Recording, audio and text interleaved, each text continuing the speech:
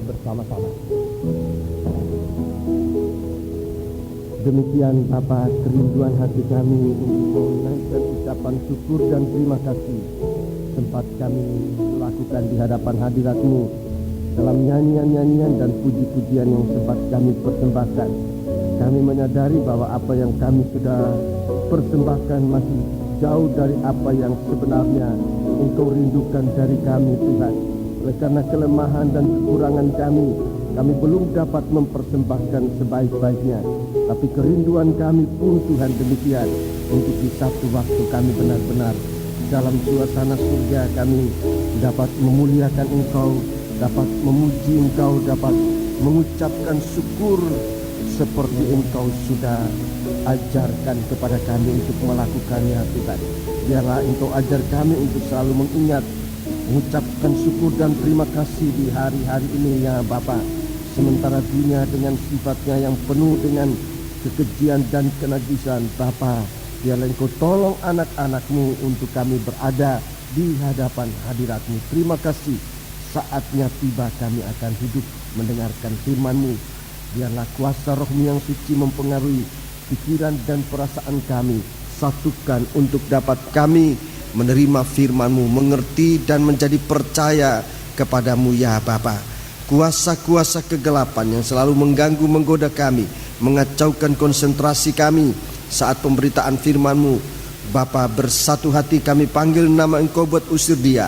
Di dalam nama Tuhan Yesus Kristus, segala roh jahat, setan, kami ikat, kami perintahkan kamu semua dalam nama Yesus, pergi. Darah Yesus yang berkuasa.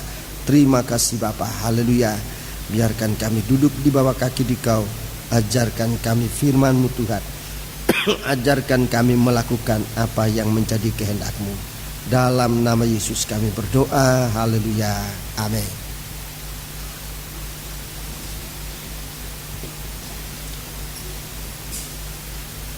Salam sejahtera bagi kita sekalian, sidang jemaat yang dikasihi Tuhan. Saya menyampaikan selamat datang bagi saudara-saudara sekalian dalam kesempatan kebaktian ini. Kebaktian persekutuan dalam pengajaran firman Tuhan dan dalam perjamuan suci yang nanti akan kita manfaatkan, kita akan gunakan dengan sebaik-baiknya. Duduklah dengan tenang sebelum kita menggunakan perjamuan suci. Mendengarkanlah firman Tuhan dengan sebaik-baiknya, agar saat perjamuan suci kita gunakan, maka kita benar-benar diberkati oleh Tuhan dengan berkat dalam tubuh dan darah Kristus. Tuhan semoga tetap menyertai kita sekalian saat pemberitaan firman Tuhan. Puji Tuhan. Kitab Wahyu Fatsal yang keempat. Kitab Wahyu Fatsal yang keempat dan Fatsal yang kelima dalam pengajaran tabernakel ini berada dalam tanda yang sama, itulah petinya dari tabut perjanjian. Petinya dari tabut perjanjian. Dan ini tidak lain berbicara tentang kerajaan surga yang Tuhan nyatakan bagi kita sekalian di bumi ini. Itulah sidang jemaat. Kalau Tuhan bertahta di surga, maka di bumi ini sidang jemaat sebetulnya sasaran Tuhan untuk menjadi tempat Ia bertahta. Dalam doa dari Tuhan Yesus dalam Injil Matius pasal yang ke-6, tidak mengapa kita membaca ayat itu, saudara-saudaraku, untuk kita bisa lihat hubungan antara surga dan sidang jemaat dan gereja Tuhan di bumi ini, saudara-saudaraku, agar kita dapat membawa diri kita sesuai dengan apa yang Tuhan rindukan bagi kita sekalian. Injil Matius pasal yang ke-6. Injil Matius pasal yang ke-6 ini doa agung yang didoakan dan selalu dinaikkan di setiap kali kebaktian di gereja-gereja Tuhan. Ayat yang ke-8. Jadi, janganlah kamu seperti mereka, karena Bapamu mengetahui apa yang kamu perlukan sebelum kamu meminta kepadanya. 9 dan 10. Karena itu berdoalah demikian. Berdoalah demikian. Bapa kami yang di surga, dikuduskanlah namamu. Perhatikanlah. Datanglah kerajaanmu. Datanglah kerajaanmu, kerajaan surga. Ya. Jadilah kehendakmu Iya. di bumi seperti di surga. Iya, jadi kerajaan surga di bumi, kehendak Tuhan di bumi. Sama seperti di surga, kehendak Tuhan itu juga di bumi ini berlaku bagi kita sekalian. Jadi tabut perjanjian itu, saudaraku, wujudnya di bumi sebenarnya berbicara tentang gereja Tuhan. Gereja Tuhan yang terdiri dari orang-orang percaya. Ini gereja Tuhan, orang-orang yang percaya, yang disalut oleh Tuhan dengan kesucian, disalut oleh Tuhan dengan tabiat-tabiat ilahi, dan itulah menjadi tahtanya Tuhan. Kita sudah memeriksa kitab Wahyu pasal 4 dan pasal yang kelima ini, saudara-saudaraku, beberapa bahagian yang utama adalah mengenai dasar. Mengenai dasar dari gereja Tuhan, dasar yang kuat dari gereja Tuhan, yang membuat gereja Tuhan bisa bertahan dan tidak dapat dikalahkan. Yaitu kalau gereja Tuhan memiliki 4 macam dasar. 4 macam dasar dalam bentuk pengajaran firman. Saudaraku, tidak mengapa saya ulangi lagi, saudaraku. Kerajaan Allah yang ada di surga, saudara-saudaraku, ditampilkan dalam bentuk 4 macam permata. Yaitu yang pertama permata yaspis, yang kedua sardis, yang ketiga zamrud, itu dalam ayat yang ketiga, ya. Pasal 4 ayat yang ketiga ditambah dengan pasal 4 ayat 6 kristal. Ini semua bicara tentang batu-batu yang saya sebutkan ini batu-batu yang indah, tapi Alkitab mengatakan batu hidup. Batu ini batu hidup. Orang yang bijaksana, orang yang pandai, saudara-saudaraku, membangun rumah, sebelum membangun rumah lebih dahulu menggali sampai menemukan batu. Dalam Lukas pasal 6 kita baca, tidak apa-apa saudaraku. Suatu pengulangan, memang demikianlah suatu sistem studi, ya, supaya lebih mantap. Injil Lukas pasal yang ke-6. Injil Lukas pasal yang ke-6 ayat yang ke-47. Ayat 47 dan 48. Setiap orang yang datang kepadaku dan mendengarkan perkataanku serta melakukannya. Ya, datang dan mendengar perkataan serta melakukan. Perhatikan, datang, mendengar dan melakukan. Saudara sekarang datang, sudah datang, sekarang saatnya mendengar, sesudah ini melakukan. Perhatikan, setiap orang yang datang kepadaku dan mendengarkan firman. Jadi saudara sudah berada di fase yang kedua. Datang sudah, sekarang sudah duduk di bangku-bangku mendengarkan firman. Sekarang fase yang kedua, mendengarkan, kemudian melakukannya. Ini yang sesudah ini melakukan. Mendengar seperti melakukan seperti apa yang sudah mendengar. Jadi saudaraku, setiap orang yang datang, ini nomor 1, mendengarkan, nomor 2, dan melakukannya. Terus, aku akan menyatakan kepadamu dengan siapa ia dapat disamakan. Dengan siapa ia dapat disamakan? Ia sama dengan seorang yang mendirikan rumah. Jadi sebenarnya kita ini sedang mendirikan rumah. Kita ini disamakan seperti orang sedang mendirikan rumah. Bagaimana? Orang itu menggali dalam-dalam. Ya, orang itu menggali dalam-dalam dan meletakkan dasarnya di atas batu. Meletakkan dasarnya di atas batu. Jadi kita ini menggali, sekarang ini kita menggali sedalam-dalamnya firman. Menggali lagi sampai menemukan batu. di atas batu. Inilah kita letakkan dasar, kita letakkan menjadi dasar dari rumah rohani yang kita sedang bangun. 3, lanjut. Ketika datang air bah. Ya, ini percobaan ketika datang air bah dan banjir melanda rumah itu. Air bah, air yang saudaraku, air yang memenuhi, yang melimpah, dan juga air bah, banjir itu yang menghanyutkan. Terus rumah itu tidak dapat digoyahkan. Iya. Karena rumah itu kokoh dibangun. Iya, kokoh dibangun. Rumah itu kokoh. Jadi gereja Tuhan itu harusnya menjadi gereja yang kokoh dibangun.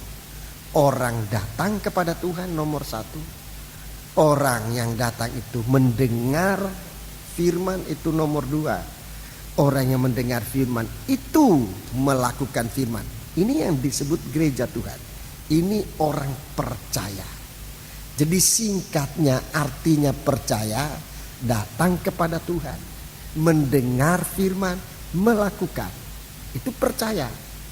Saya ulangi, yang dinamakan orang percaya yang kemudian disebut gereja Tuhan itu adalah orang yang datang kepada Tuhan.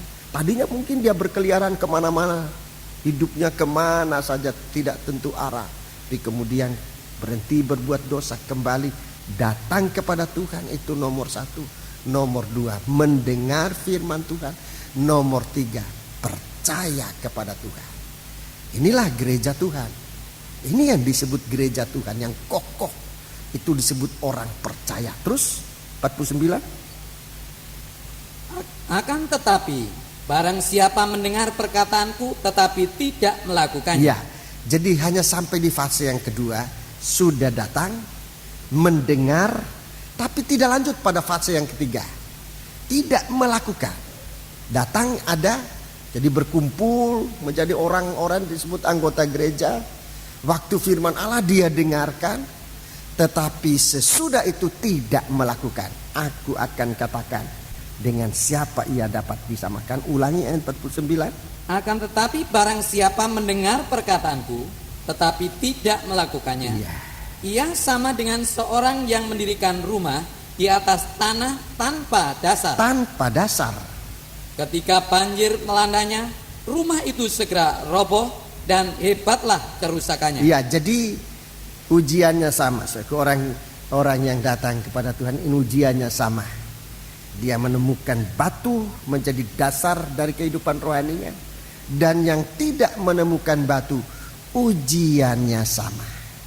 Dalam Injil Matius pasal yang ke-7, Injil Matius pasal yang ke-7, saudara catat saja, di sana disebutkan orang pandai, orang bijaksana. Itulah yang datang kepada Tuhan, mendengar firman dan melakukan. Dia disebut orang pandai. Kemudian orang bodoh, dia tidak melakukan firman. Ya, orang bodoh membangun rumah dengan dasar hanya pasir. Ujiannya sama.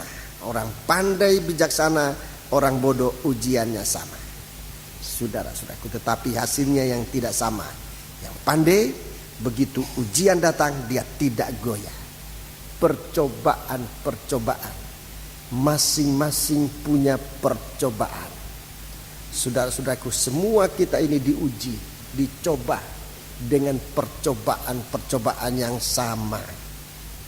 Sesuai dengan sejauh mana kita dapat menanggungnya, dan Tuhan akan membukakan jalan bagi kita untuk bisa keluar dari percobaan. Tapi yang terutama supaya kita dalam percobaan tidak goyah. Ini yang menjadi suatu masalah yang harus dijawab oleh setiap pribadi. Apakah dalam percobaan menyangkut ibadah ini, percobaan menyangkut ibadah, percobaan menyangkut pelayanan. Ini semua saudaraku diuji oleh Tuhan. Ujian itu bukan karena kita berdosa, tidak. Ujian yang dialami bukan karena kita berbuat dosa kita diuji. Kalau karena dosa, saudara-saudaraku, itu suatu pukulan, suatu cambuknya Tuhan. Tapi kalau ujian kita tidak berbuat dosa, tapi Tuhan izinkan percobaan itu datang untuk menguji kita, supaya kita dalam kesabaran, supaya kita dalam kekuatan untuk tidak goyah. Seorang hamba Tuhan, saudara-saudaraku, ditempatkan di sebuah sidang jemaat, dan kali pertama dia berkhotbah, dia sangat disambut oleh sidang jemaat dengan segala puji-pujian, sangat dipuji. Wah, sekian lama kami menjadi orang Kristen belum pernah mendengar pelayanan semacam ini, dan sebagainya dan sebagainya. Saya bicara, saya kasih ingat.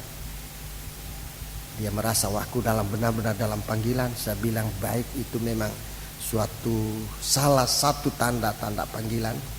Tapi sesudah itu dicoba apa kuat. Dicoba, kalau dicoba kuat atau enggak. Dan di sini sudah kuat tidaknya seseorang dapat menanggung percobaan adalah tergantung pada, dengarkan, dasar. Pada dasar, jangan tanpa dasar. Nomor satu, jangan tanpa dasar. Dalam Injil Lukas disebut tanpa dasar. Dalam Injil Matius pasal ke-7 ayat 24 sampai 27. Matius pasal 7 ayat 24 sampai 27, dasarnya pasir. Jadi jangan dasar yang lain. Jadi dasar ini batu. Di sini disebutkan batu. Dalam kitab Wahyu, batu itu disebut batu yang saya sebutkan batu yang indah. Nah, memang untuk kita umat manusia rasanya setuju dengan ucapan saya, ini batu indah. Semua orang di bumi ini kalau menemukan yaspis itu termasuk batu indah. Itu berlian nomor 1. Batu yang indah, saudara-saudara. Tapi Alkitab, Rasul Petrus mengatakan itu batu hidup. Dalam perjanjian lama dikatakan batu hidup itu sudah menjadi batu dasar, batu penjuru. Batu penjuru di mana rumah rohani dibangun yang tidak bisa tergoyahkan. Dan bahkan bisa melanjutkan pelayanan. Saudara-saudaraku, dalam kehidupan sidang jemaat, batu penjuru ini disebutkan 4 macam. Tolong supaya saudara ulang-ulangi. Ini batu dasar, batu penjuru. Kalau batu penjuru ini kita temukan, baru kita membangun rumah selanjutnya. Tolong. Bukan, tabernakel.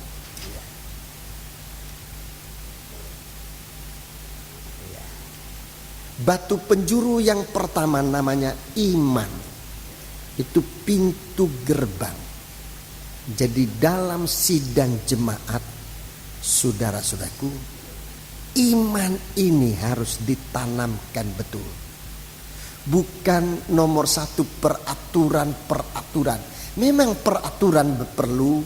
Saya kalau bicara ini bukan bicara berarti tidak perlu peraturan. Ada peraturan, tapi itu bukan nomor 1. Kalau sidang jemaat itu berdasarkan iman, semua dalam iman, saudara-saudara, yaitu mendengar firman yang tadi, lalu percaya dan melakukannya, mendengar sampai percaya dan melakukannya. Nah, ini iman. Ini yang disebut iman. Itu dasar. Itu dasar yang pertama. Nomor 2, dasar yang kedua bersama dengan ini.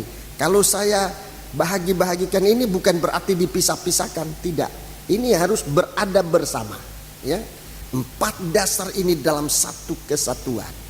Semuanya nomor 1, saudaraku. Tapi kalau saya sebut 1, 2, 3, 4 ini untuk menunjukkan yang satu ini ada 4 unsur. Unsur pertama adalah iman. Bersama dengan iman adalah korban Kristus. Ini yang kedua. Tidak mungkin kita menghargai korban tanpa iman. Tidak mungkin. Jadi ini tidak bisa dipisahkan. Nomor 1 iman. keduanya korban Kristus. Itu sardis, itu warnanya merah, bicara dari darah Kristus. Jadi membangun gereja Tuhan jangan salah, jangan tanpa dasar, ataupun kalau ada dasar, dasarnya lain. Jangan. Rekan-rekan hamba Tuhan, mari kita mau, saudaraku, berapapun orang Tuhan percayakan kita gembalakan, kalau berada pada dasar yang kuat, sekalipun nanti gunung-gunung diguncangkan, bumi ini diguncangkan, saudara-saudaraku, langit juga diguncangkan, tapi yang berdasar ini tidak mungkin goyah. Dasar yang ketiga, saudara-saudaraku, laut kaca atau kristal. Ini baptisan air dan firman. Baptisan air dan firman itu harus betul. Baptisan air dan firman. Di gereja Tuhan harus pada dasar. Baptisan air bukan rekayasa manusia, bukan peraturan manusia. Dalam suatu penjelasan atau setiap kali saya menjelaskan baptisan air, begitu besar pengajaran ini, saudara-saudaraku, Tuhan nyatakan sehingga Tuhan mengutus seorang yang terbesar di antara manusia. Itulah Yohanes, dan sekaligus disebut Yohanes Pembaptis, untuk mengajarkan tentang baptisan. Itu yang ketiga, itu dasar dari gereja Tuhan. Yang keempat, saudara-saudaraku, zamrud pelangi, itu Roh El Kudus.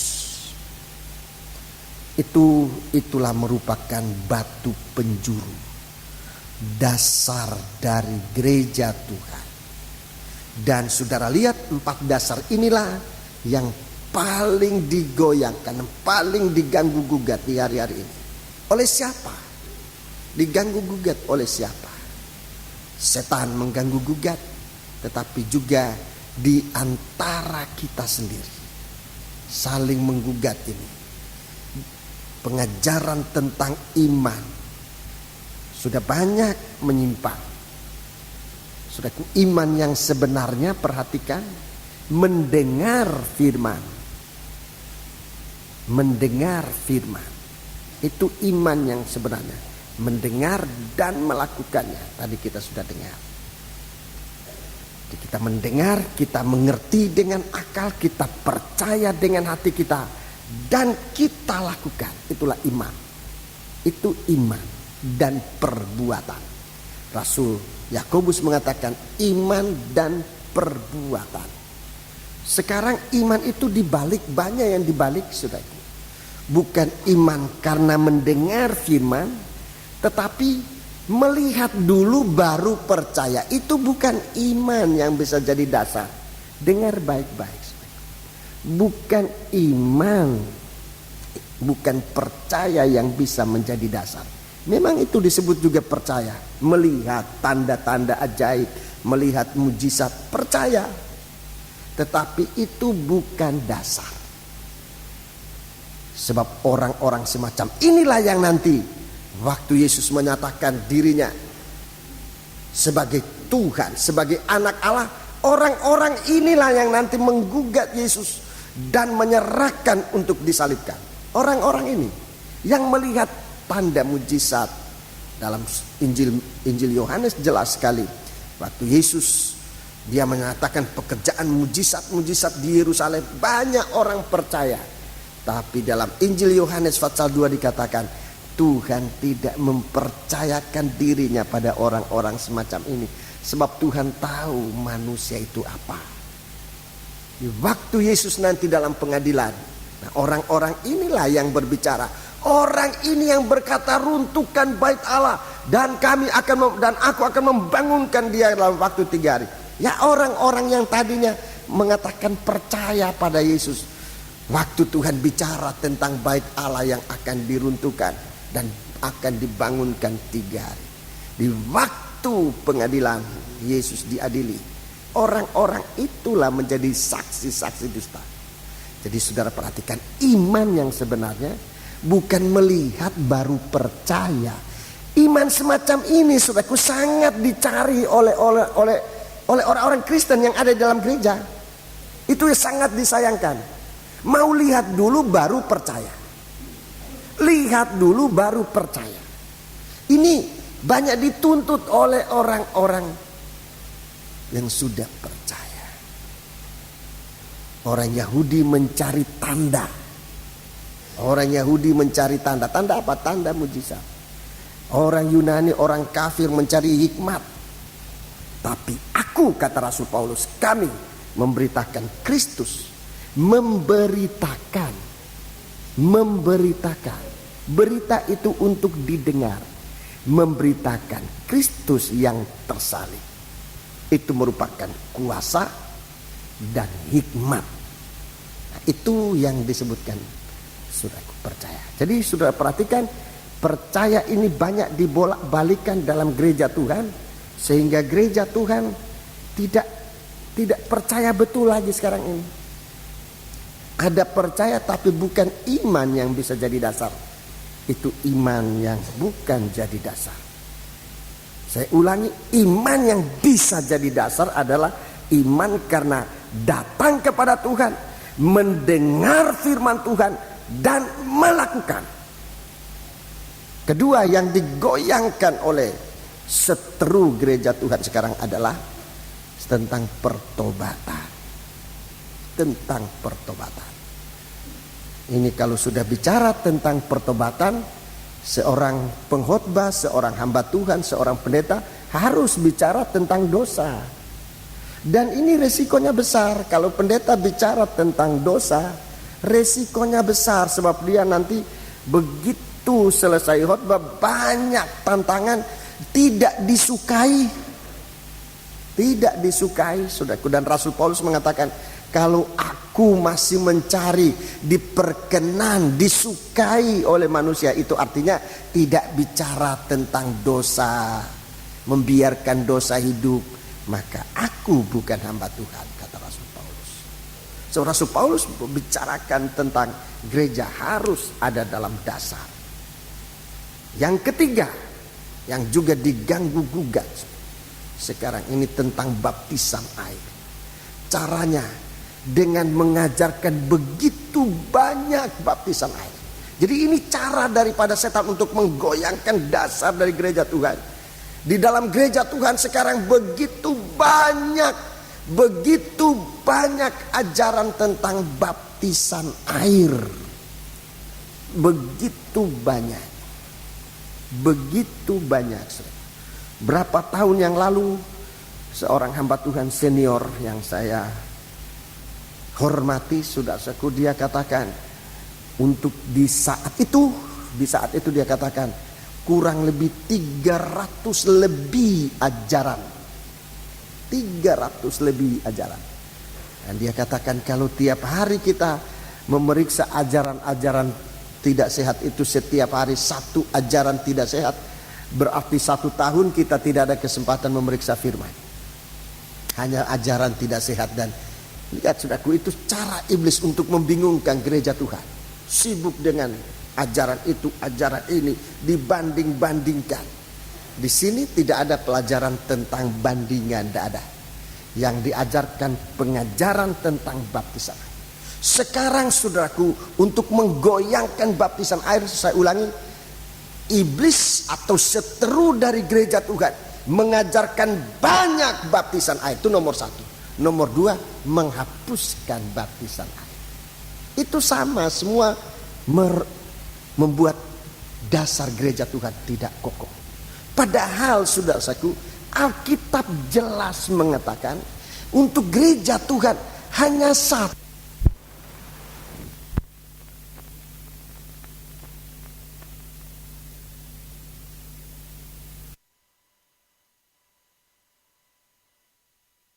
baptisan air. Efesus 4. Lebih baik kita baca. Efesus 4. Lebih baik kita baca, saudara. Ini sudah kesekian kali dibaca, tetapi biarlah kita menjadi lihat bahwa dalam gereja Tuhan hanya satu baptisan air. Ayat 1, mulai ayat 1.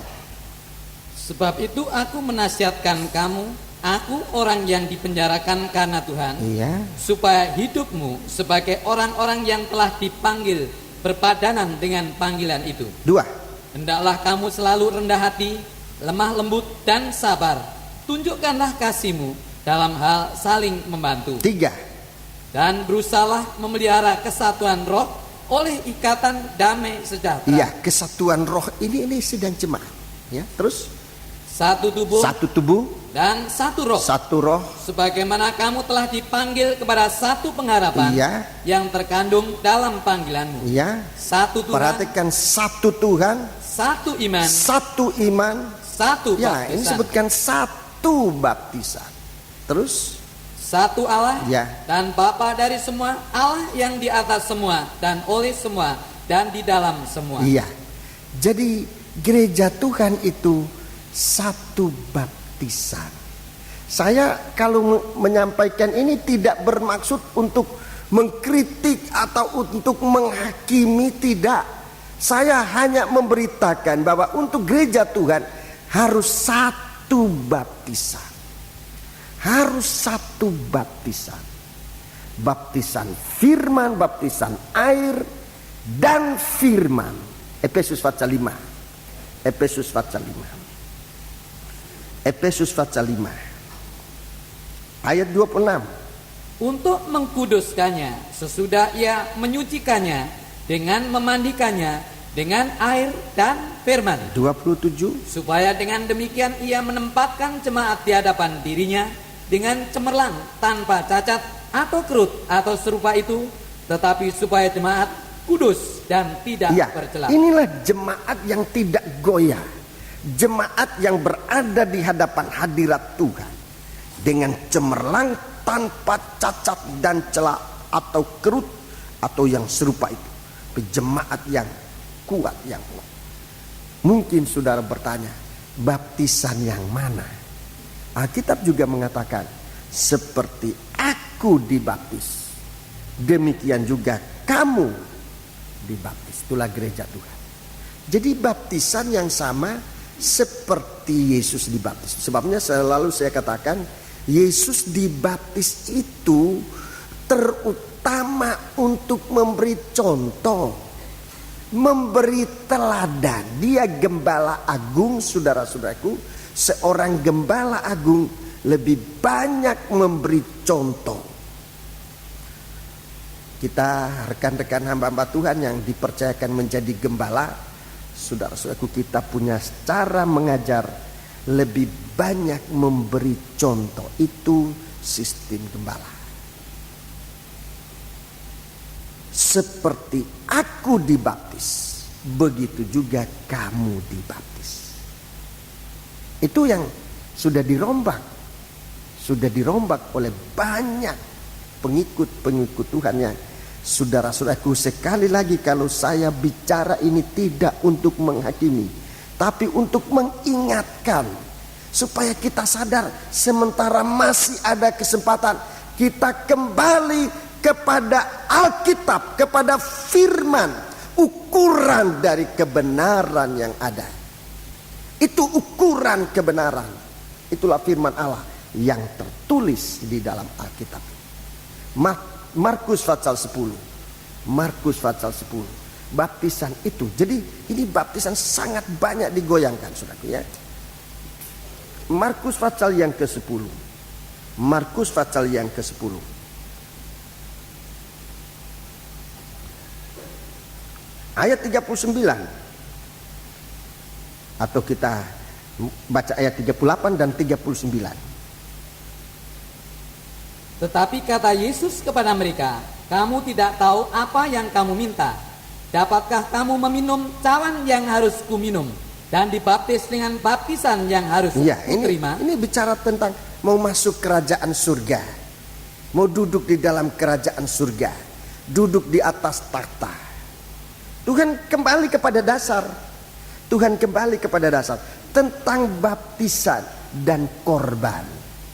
Cawan yang akan kuminum itu bicara tentang korban Kristus di atas kayu salib. Tuhan tunjuk itu. Apa kamu bisa? Jawabnya? Jawab mereka, kami dapat. Kami dapat. Yesus berkata kepada mereka, Iya, perhatikan. memang kamu akan meminum Ya, cawan memang yang harus diminum. itu satu dasar tanda sardis ini, batu sardis, tanda merah ini harus ada. Dan akan dibaptis Ya. dengan baptisan yang harus kuterima. iya, dengan baptisan yang harus kuterima. Baptisan itu. Jadi itulah baptisan. Sebetulnya sederhana sekali, tidak usah berbantah-bantah. Ini asal kita bisa membaca aja, nomor satu. Atau bisa mendengar saja kalau tidak bisa membaca. Kita bisa mendengar, kita percaya, kita lakukan. Itu aja. Tidak terlalu sulit. Baptisan ini hanya satu, seperti Yesus dibaptis. Kita lihat saudaraku, di hari-hari ini bagaimana banyak macam baptisan. Kemudian begitu banyak hal-hal yang mengusahakan supaya tidak usah baptisan. Baptisan itu artinya diselamkan. Baptisan itu, sekali lagi saya katakan, seandainya saudara mau tanya kepada semua pendeta dari gereja manapun, semua pendeta, kalau ia jujur mengakui baptisan itu artinya diselam. Kalau ia jujur mengaku, kecuali dia tidak jujur, ya apa boleh buat, kita tidak bisa paksa. Dan jangan dipaksa nanti ke lain.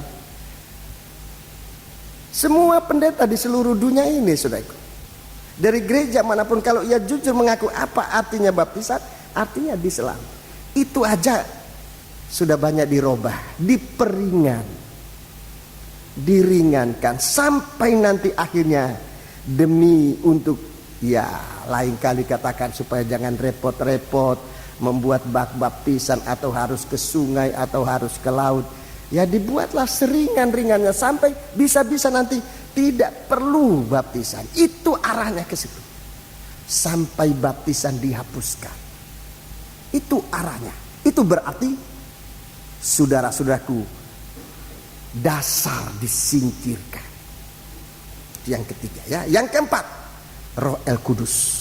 Nah, ini lagi Roh Kudus ini, Roh Kudus yang mutlak dibutuhkan dalam gereja Tuhan. Dan gereja Tuhan ini hidup dalam masanya Roh Kudus 2000 tahun kurang lebih, saudara-saudaraku. Dan perhitungannya bukan perhitungan manusia, perhitungan dari Allah sendiri. Kita berada di zaman Roh Kudus, maka tersebarlah ajaran-ajaran. Dengarkan, nomor satu, ajaran percaya Roh Kudus, tetapi hanya dulu zaman gereja hujan awal, sekarang tidak lagi. Itu suatu ajaran yang menggoyahkan gereja Tuhan. Gereja Tuhan tidak berada pada dasar. Kalau gereja Tuhan percaya Roh Kudus hanya dulu, saudara-saudaraku, itu berarti gereja ini tidak punya penolong sekarang ini. Gereja Tuhan tidak punya penolong, tidak punya kekuatan apa-apa, dan kalau digoyangkan roboh. Itu semacam ajaran-ajaran. Roh Kudus itu hanya zaman dulu, sekarang nggak ada lagi. Dan berbagai-bagai macam, saudaraku. Dan sampai mengatakan Roh Kudus itu sebagai salah satu yang bukan merupakan oknum Allah dalam satu pribadi yang kita kenal, Tuhan Yesus Kristus. Jadi ini Roh Kudus ini banyak saudaraku, banyak disingkirkan dari gereja Tuhan di hari-hari. Tetapi saya percaya, saudaraku, menjelang hari Tuhan, gereja Tuhan akan kembali ke Alkitab. Dan kalau gereja Tuhan akan kembali ke Alkitab, kita nanti akan menemukan keesaan gereja Tuhan. Sebab gereja Tuhan akan berdiri atas satu dasar, batu penjuru, yang disebutkan dalam kitab Wahyu pasal 4 ini, batu yang indah, yaspis, sardis, samrud, dan kristal.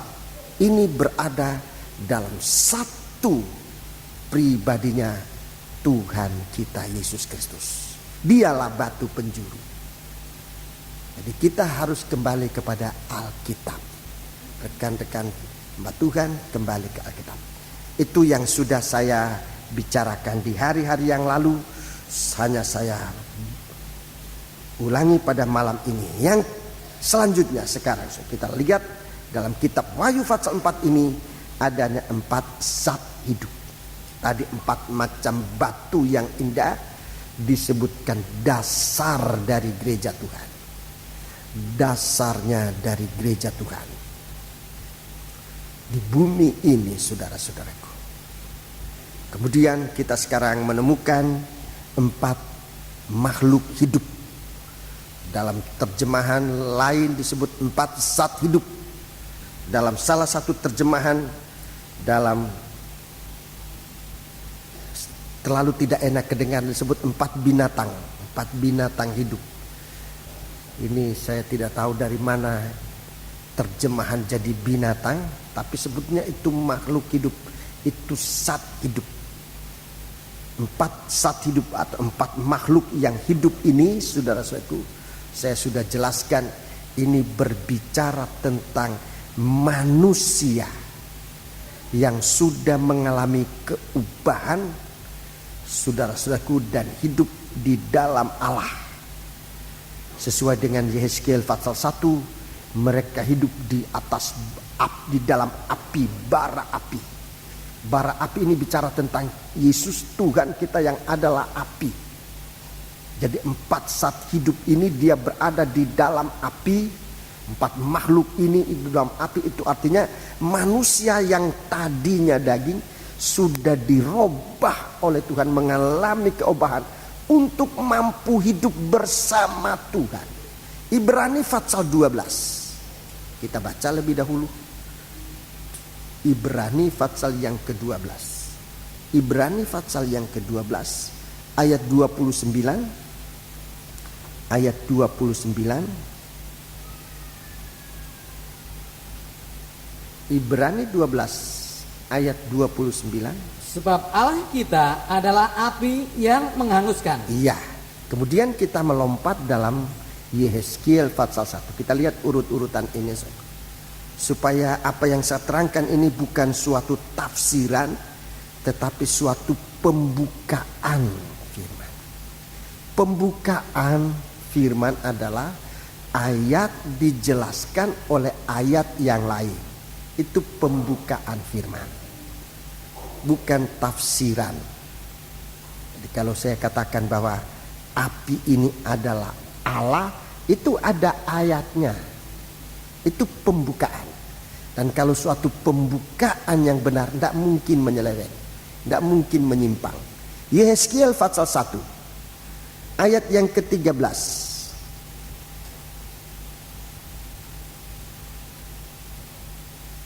Di tengah makhluk-makhluk hidup itu kelihatan seperti bara api yang menyala. Iya.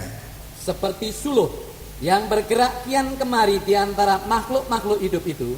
Dan api itu bersinar, sedang dari api itu kilat sabung menyabung. Iya, jadi makhluk ini hidup di dalam api.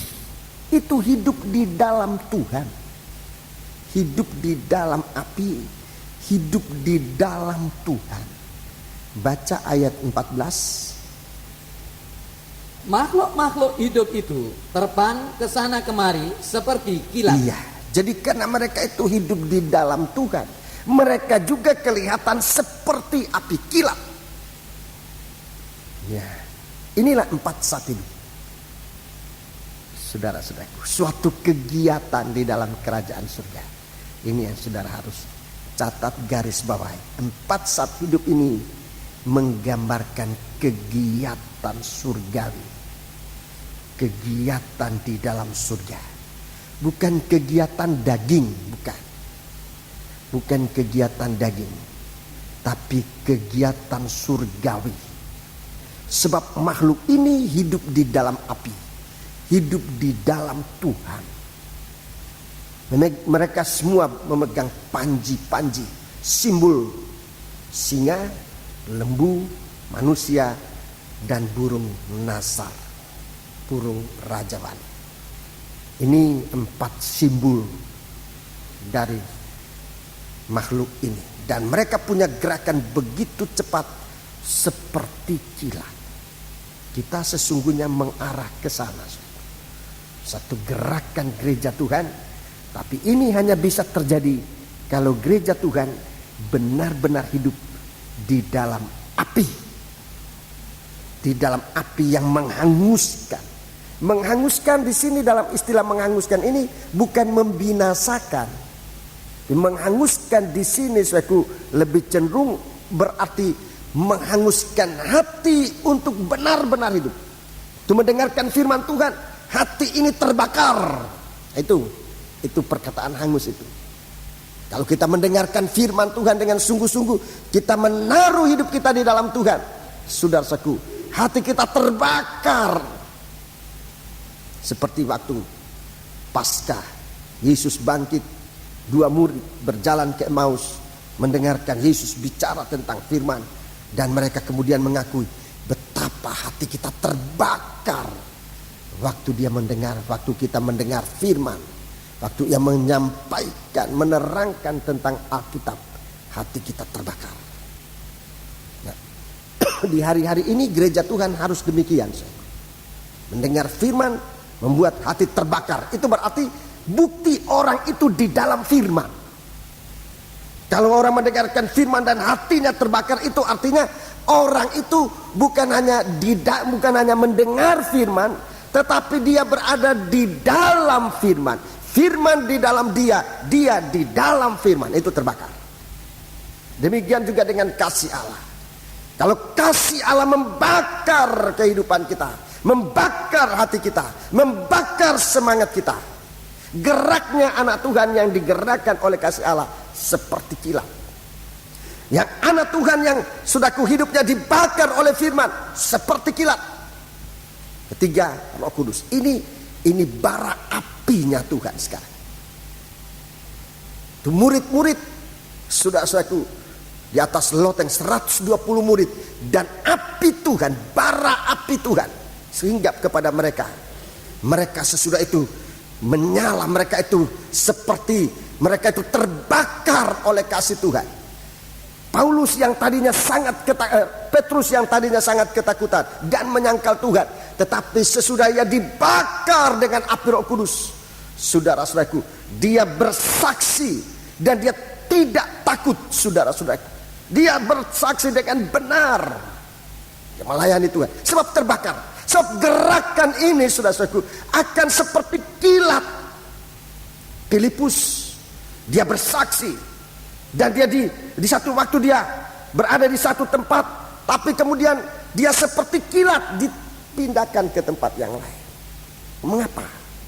Sebab mereka dibakar mereka bagaikan makhluk yang hidup ini, saudara-saudaraku, makhluk yang hidup yang sungguh-sungguh bergerak seperti kilat.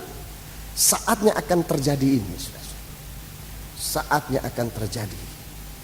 Anak-anak Tuhan, mulai sekarang bagaimana kita hidup di tengah-tengah api ini. Apinya firman, apinya kasih Allah, apinya Roh Kudus. Ini api Allah, saudara-saudara.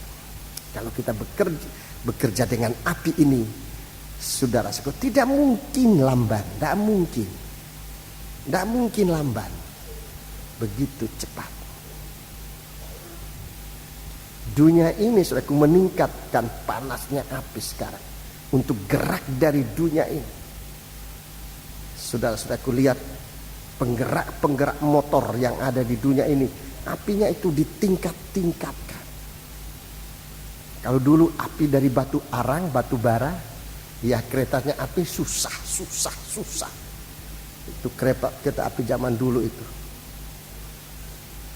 Sebab ya batu bara, susah terus, susah. Bunyi duit. Kalau susah, teriaknya ya duit. Di kereta api sekarang tidak pakai susah lagi itu. Tidak tahu di mana kereta api sudah di museum mungkin itu kereta api macam itu. Sekarang itu mau ditingkatkan kereta api dari Jakarta Surabaya untuk berapa jam? 4 jam? 4 jam. Saudara, kalau bicara 4 jam itu apa yang menentukan apinya? Kalau api batu bara tidak mungkin. Apinya harus ditingkatkan. Kapal terbang kalau saudara isi batu bara lalu gak bisa terbang.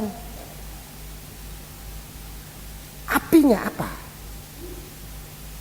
Sekarang pesawat-pesawat yang pergi ke angkasa, luar angkasa itu sudah pikir apinya apa itu? Lebih tinggi apinya, lebih cepat.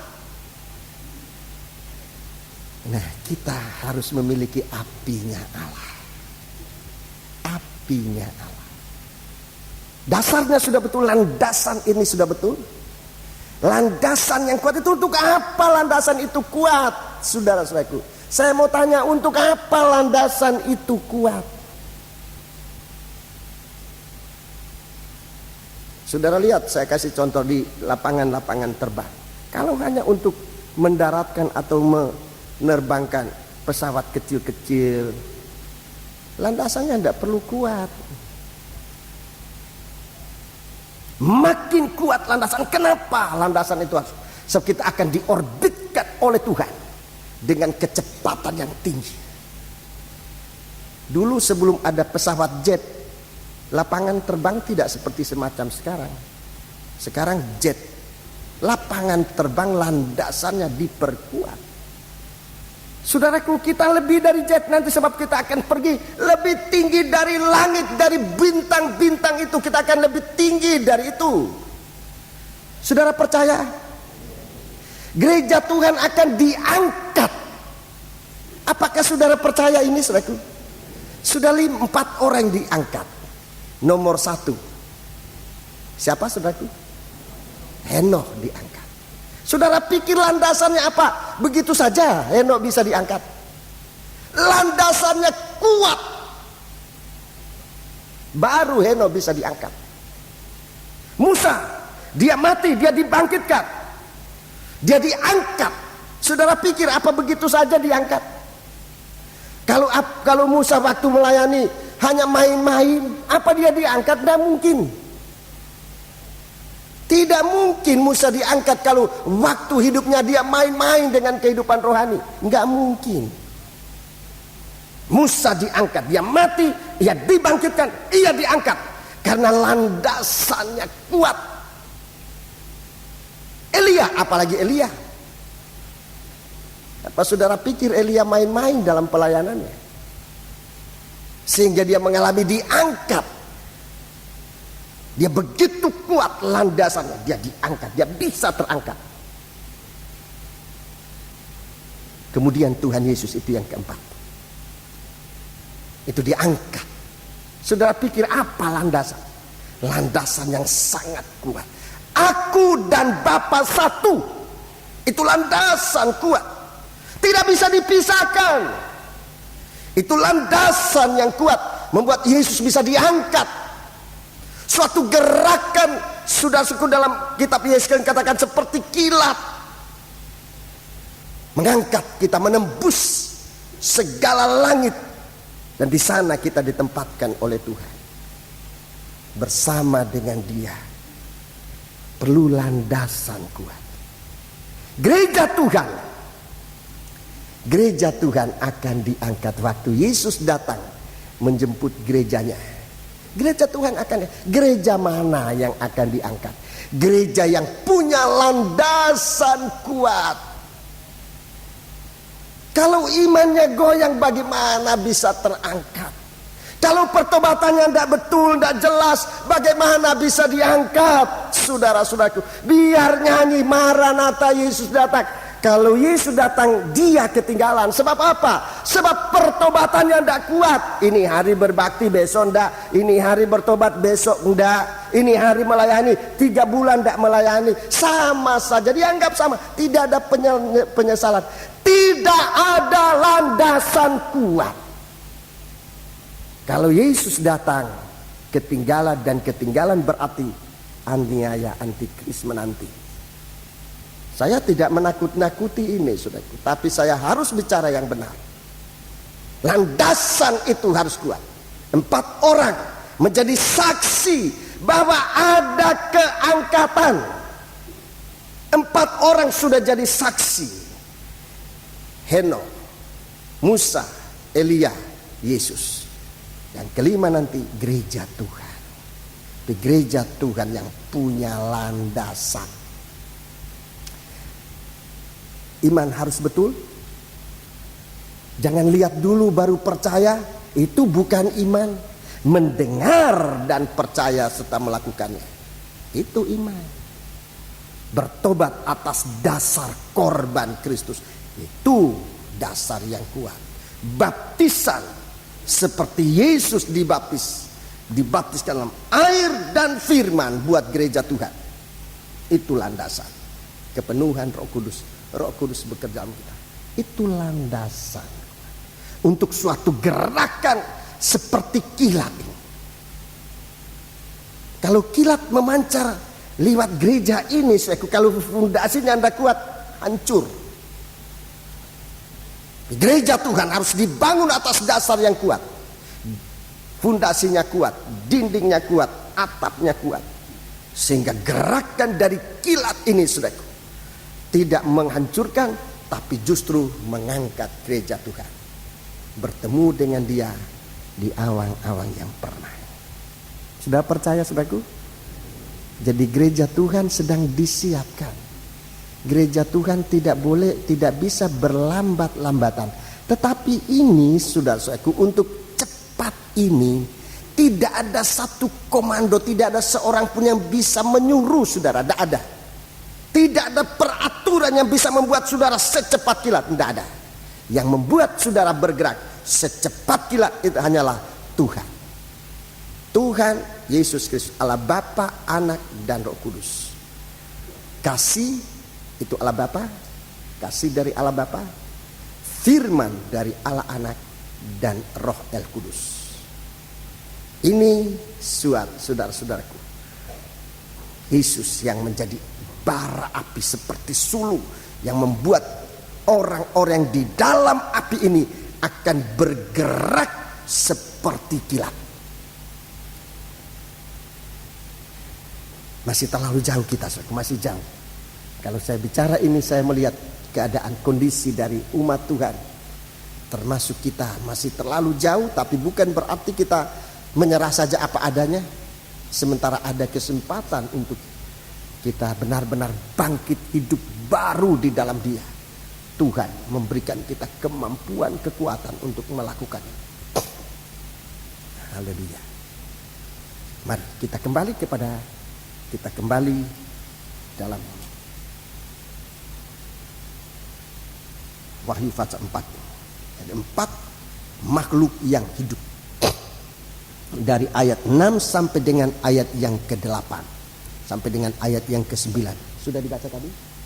Mari, lebih baik dibaca, berulang-ulang membaca, enggak apa-apa.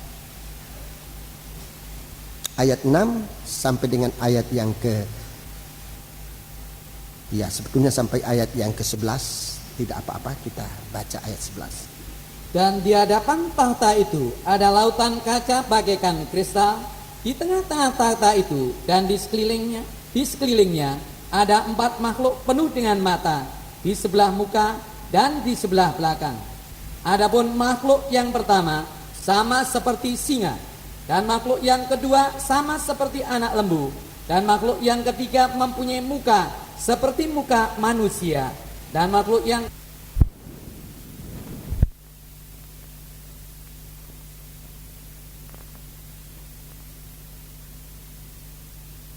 masing bersayap 6 sekelilingnya, dan di sebelah dalamnya penuh dengan mata, dan dengan tidak berhenti-hentinya mereka berseru siang dan malam, Kudus, Kudus, Kuduslah Tuhan Allah yang Maha Kuasa, yang sudah ada dan yang akan datang. Dan setiap kali makhluk-makhluk itu mempersembahkan puji-pujian dan hormat dan ucapan syukur kepada Dia yang duduk di atas tahta itu dan yang hidup sampai selama-lamanya. Maka tersungkurlah ke-24 tua-tua itu di hadapan Dia yang duduk di atas tahta itu, dan mereka menyembah Dia yang hidup sampai selama-lamanya, dan mereka melemparkan mahkotanya di hadapan tahta itu sambil berkata, Ya Tuhan dan Allah kami, Engkau layak menerima puji-pujian dan hormat dan kuasa, sebab Engkau telah menciptakan segala sesuatu, Dan oleh karena kehendak-Mu semuanya itu ada dan diciptakan. Iya, jadi 4 saat hidup ini saya ulangi, aktivitas surgawi. Ini menggambarkan aktivitas surgawi. 4 batu hidup, batu penjuru, 4 macam batu yang disebut batu hidup, itu fondasi dasar. Tetapi 4 makhluk hidup ini bicara tentang aktivitas rohani, aktivitas gereja Tuhan, aktivitas rohani dalam gereja Tuhan. Di sini saudara-saudaraku ada 2 macam aktivitas, ada 2 kelompok aktivitas ini. Yang pertama adalah ayat yang ke-8, aktivitas kekudusan. Ayat yang ke-8, kudus, kuduslah Tuhan Allah yang Maha Kuasa, yang sudah ada dan yang ada dan yang akan datang. Ini dari nyanyian 4 makhluk hidup ini kita tahu kegiatan mereka apa. Kegiatan pengudusan, kegiatan pengudusan, penyucian. Itu harus ada dalam gereja Tuhan. Itu kegiatan pertama. Kegiatan pengudusan, penyucian. Ada banyak kegiatan-kegiatan, tetapi semua harus mengarah kepada penyucian. Semacam saya sudah saksikan kepada rekan hamba Tuhan tentang kegiatan kita di gereja ini. Ada kegiatan sosial, ada kegiatan umum, ada kegiatan administrasi, itu kegiatan-kegiatan, ada kegiatan rohani ibadah, itu kegiatan-kegiatan yang dibawahi oleh 4 kelompok tua-tua dalam gereja ini. Itu kegiatan, tetapi kegiatan ini harus kepada penyucian. Semua kegiatan ini dikuasai oleh ini penyucian. Sosial harus penyucian, sebab sosial kalau tidak penyucian di akhir zaman, Yudas begitu banyak. Kalau dulu cuma 1 Yudas yang nanti datang, yang akan datang disebut antikris. Yudas yang 1 dulu disebut nanti antikris yang akan datang. Tapi sekarang banyak antikris, banyak Yudas. Ini sudah terutama dalam hal sosial. Kita perhatikan dalam hal sosial ini Yudasnya banyak. Di sekitar sosial itu banyak Yudas. Banyak Yudas. Saya tidak usah terangkan sekarang mengenai hal ini. Bisa saya sebut saja. Semua kegiatan ini sudah harus dikelompokkan pada kesucian. Sosial harus suci. Ini kesucian. Lembu ini kegiatan umum. Kegiatan umum. Ini di sekitar kegiatan umum ada banyak roh, namanya roh malas. Ini dalam kegiatan umum ini roh malas itu banyak. Dalam perumpamaan Tuhan katakan, hei hamba yang malas dan jahat. Malas dan jahat. Itu roh malas itu sama dengan roh jahat. Tuhan tidak suka. Itu tidak suci. Malas itu sama dengan tidak suci. Mengelak selalu pekerjaan, disingkirkan, ini bukan bagian saya, ini bagian itu. Itu roh malas. Itu kegiatan ini harus kita perhatikan. Para siswa-siswi perhatikan, ini sesuatu hal yang sangat haram bagi saudara dalam pendidikan ini, haram. Kalau saudara lulus nanti akan ditingkatkan lagi.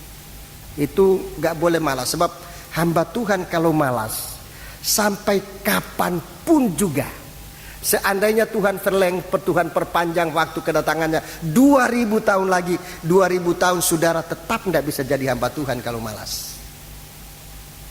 Jadi percuma kalau malas. Kalau malas ya lebih mundur saja, tidak usah. Malas. Di sekolah Alkitab kita diajarkan itu, bukan diajar malas, diajar rajin. Yang saya katakan diajarkan itu diajar, dilatih. Ada yang ini masih banyak yang kurang, Mulai dari rajin disuruh. Kalau disuruh kerja. Kalau tidak disuruh tidak kerja. Itu tingkat pertama itu. Kalau disuruh tunggu, disuruh baru kerja, dia rajin, tapi rajinnya itu tingkat pertama. Kalau ini lulus, dia ditingkatkan tingkat yang kedua. Bekerja tanpa disuruh. Itu tingkat 2. Dia sekalipun tidak disuruh, dia dorongan kerja itu ada. Itu tingkat kedua. Tingkat yang ketiga, bekerja tanpa disuruh dan tanggung jawab. Itu yang paling tinggi. Dia ini orang calon hamba Tuhan. Orang ini calon hamba Tuhan. Tidak disuruh, dia kerja dan tanggung jawab yang dia kerjakan itu pasti bagus. Ini calon hamba Tuhan yang bisa dipakai oleh Tuhan. Jadi untuk rajin, ini 3 tingkatan saudara punya latihan. Kalau nanti saudara keluar dengan rajin tingkat pertama, disuruh baru kerja, saudara tidak lebih dari motor. Starter dulu, tidak jalan. Jadi saudara menunggu ditendang-tendang dulu baru kerja. Tidak usah ditendang dulu. Ya. Itu membuat susah. Saudara merasa nanti diperkuda. Kalau kita disuruh kerja, disuruh baru kerja, kita merasa kita dibuat seperti kuda, seperti truk, seperti motor di starter dulu baru. Kita harus hidup. Sebab disebut makhluk hidup. Kerja tanpa disuruh, jalan. Ini aktivitas dengan tanggung jawab. Ada yang rajin tapi salah. Tidak disuruh dia kerjakan tapi salah. Ini harus diperhatikan. Wah, rajin tapi salah. Nah, ini harus diperbaiki. Enggak benar kerjanya, itu enggak benar. Tidak ada tanggung jawab. Ketiga, yang hidup yang ketiga, manusia. Manusia tertib.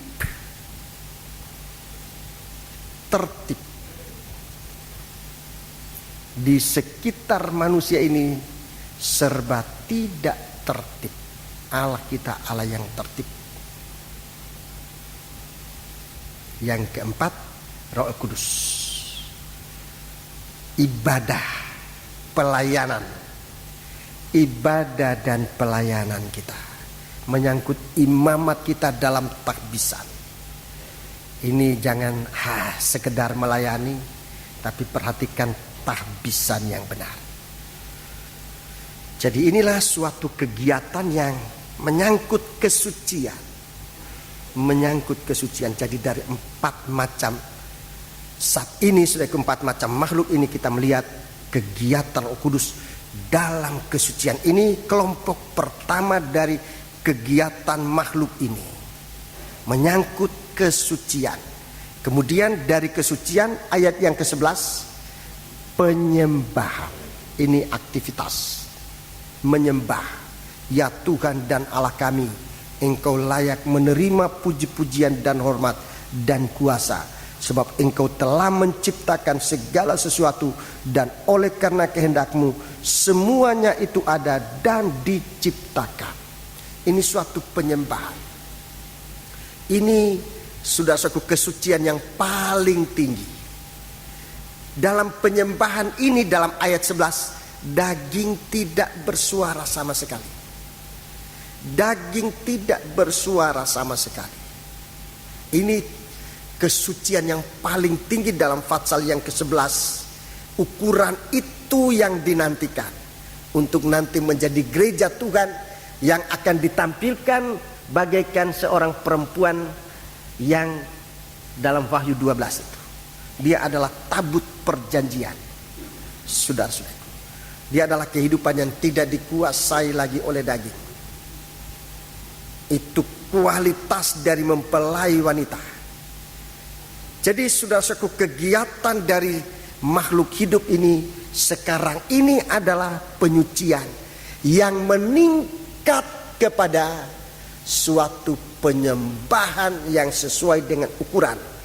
Daging tidak bersuara lagi, daging sudah dirobek. Jadi ini kegiatan dari 4 makhluk hidup itu. Ini kegiatan dari 4 makhluk hidup itu. Mari saya mau jelaskan 4 sat ini, 4 makhluk hidup ini, masing-masing dengan panjinya. Masing-masing dengan panjinya. Panji pertama singa, panji yang kedua lembu, panji yang ketiga manusia, panji yang keempat dengan simbolnya burung nasar. Ini 4 panji-panji. Dalam Kidung Agung, Kidung Agung kita melihat panji ini. Jadi gerakan ini apa? Kidung Agung Fatsal yang kedua. Kidung Agung Fatsal yang kedua, ayat yang keempat. Kidung Agung Fatsal yang kedua, ayat yang keempat. Telah dibawanya aku ke rumah pesta. Ya, dibawanya aku ke rumah pesta. Dan panjinya di atasku adalah cinta. Iya, panji ini adalah kasih. Panji ini adalah kasih.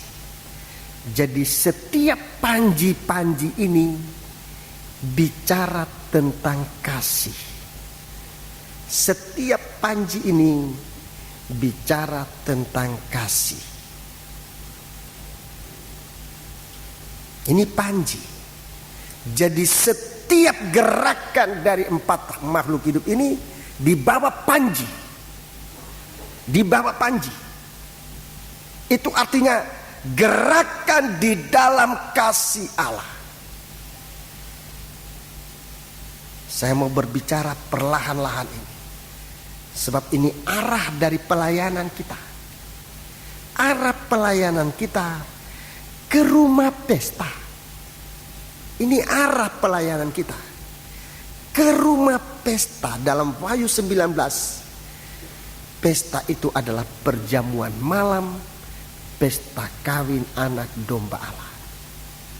Jadi gereja Tuhan ini sudah dalam aktivitasnya ada arah. Jangan tanpa arah. Gereja Tuhan dalam aktivitasnya harus ada arah nomor 1, saudara. Jangan tanpa arah.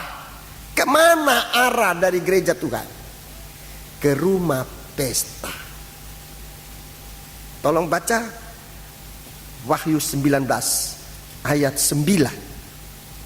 Wahyu 19 ayat 9. Ini arah. Ini arah yang harus dicapai. Lalu ia berkata kepadaku, tuliskanlah. Sebentar, saya merindu kita membaca semua. Sebab saya ingin tunjukkan saudaraku, apa yang saya katakan ini ayat demi ayat disebutkan dalam Alkitab. Wahyu 19 ayat yang ke-9. Lalu ia berkata kepadaku, Ya. tuliskanlah.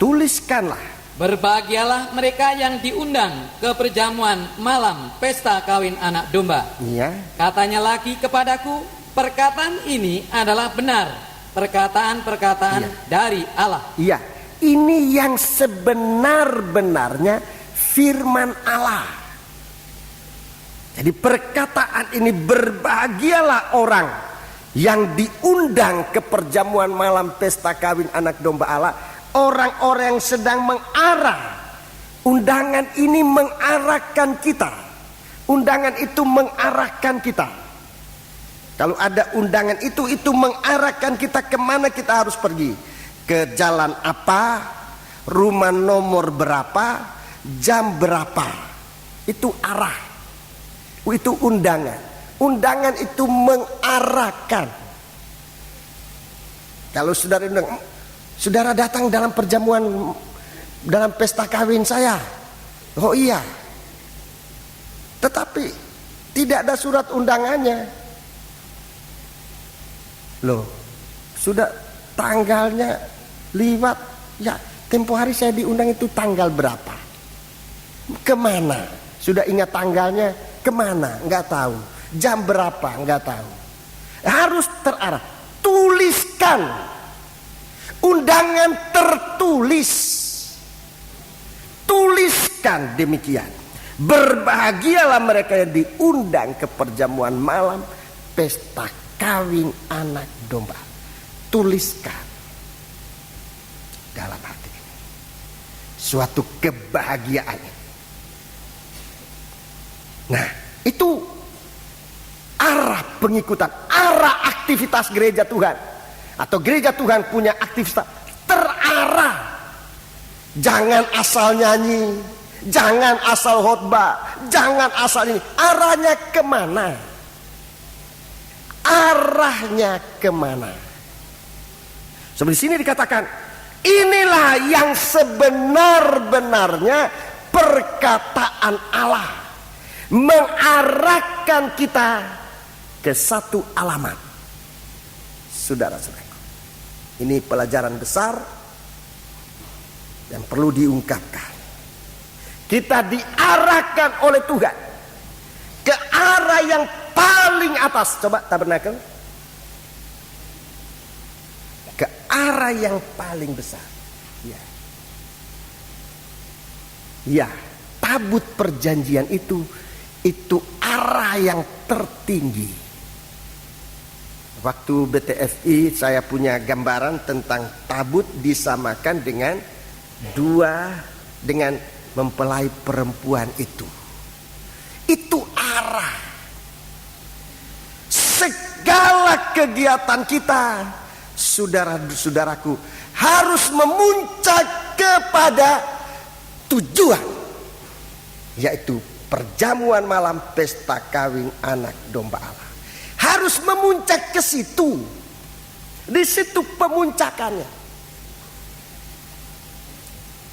Itu akhir dari segala pelayanan kita, itu tujuan akhir.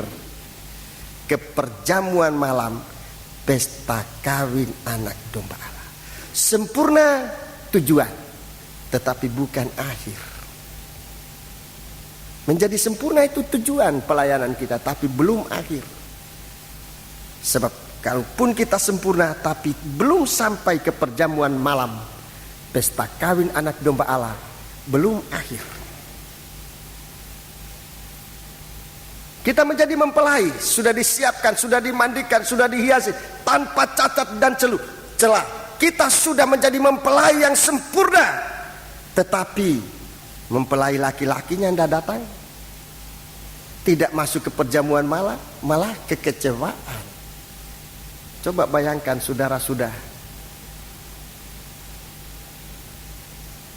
sudah siap, tetapi mendadak mempelai laki-laki tidak datang. Kekecewaan besar. Tujuan akhir. Berbahagialah orang yang diundang masuk ke perjamuan, undang ke perjamuan malam pesta kawin anak domba Allah. Masuk pada perjamuan kawin bersama Kristus sebagai mempelai laki-laki. Itu tujuan akhir. Jadi sudah perhatikan dalam tabernakel ini, arahnya jelas bagaimana kehidupan kita dibawa sampai kepada menjadi mempelai wanita, masuk dalam perjamuan kawin, perjamuan malam pesta kawin anak domba Allah. Itu tujuan akhir. tabut perjanjian. Tabut perjanjian. Itu keselamatan yang dinantikan. Kitab Kejadian. Kitab Kejadian.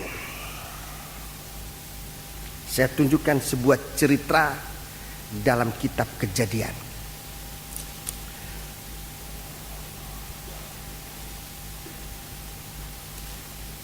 Kitab Kejadian pasal yang ke-19.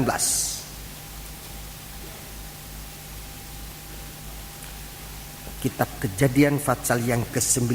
Ini harus terjadi gerak cepat menjelang hari Tuhan. Gerak cepat ini harus ada. Jangan berlambatan. Jangan berlambat-lambatan. Kalau mau bertobat, cepat bertobat sekarang. Jangan tunggu, oh nanti saya kalau sudah opa-opa, sudah oma-oma baru mau bertobat. Sekarang masih kau muda, bisa sana sini, jangan bertobat dulu. Jangan terlambat. Jangan terlambat. Justru di waktu muda ini cepat bertobat. Coba kita baca ayat 15. Kejadian 19 mulai ayat 15. Ketika fajar telah menyingsing, kedua malaikat yang mendesak Lot, Iya. supaya Kedua malaikat itu perkataan itu ditekan. ketika fajar telah menyingsing, kedua malaikat itu Iya. mendesak Lot. Ya, jadi perkataan itu suatu hal yang tentu, pasti, ya.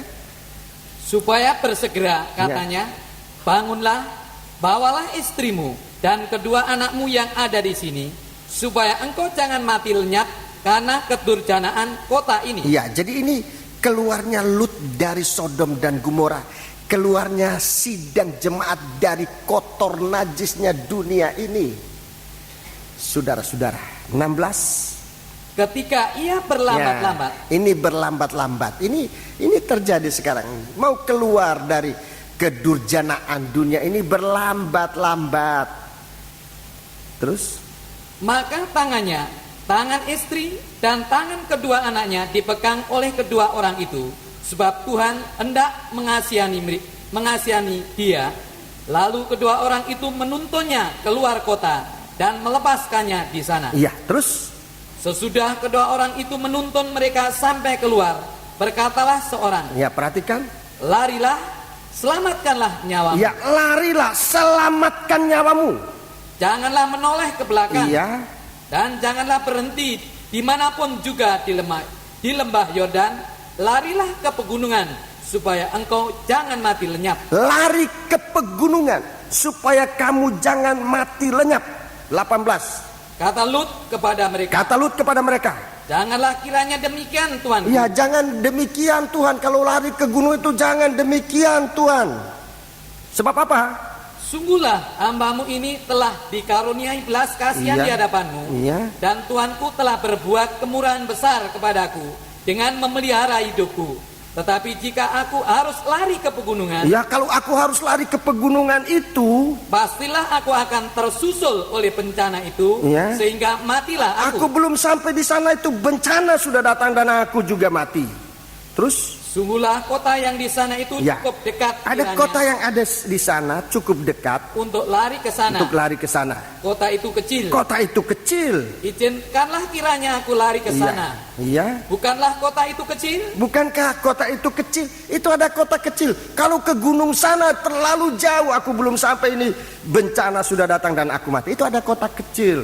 Suruhlah aku ke sana. Terus? Jika demikian, nyawaku akan terpelihara. Kalau begitu aku pasti terpelihara. Saut malaikat itu Iya, kepadanya, perhatikan. Baiklah, Baiklah.